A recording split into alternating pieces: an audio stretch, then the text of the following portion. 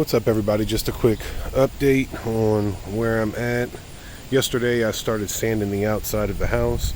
As you can see, got some pretty good progress. And you can see these boards are all in pretty good shape. Gonna have a little patching to do in a couple little spots, but for the most part everything's in really good shape here on the front of the house.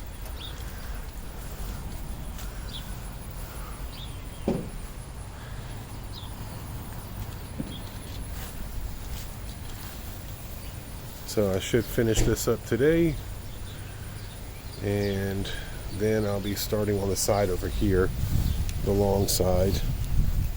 It's got the most surface area. I'm doing it with a DeWalt sander and my DeWalt HEPA-Vac to suck up as much of the dust as possible. It's doing a pretty good job. It's probably catching around 85 to 90%, which eliminates everything being blown in the air.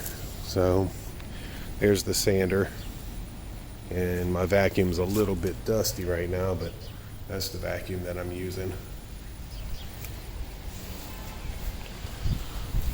So overall,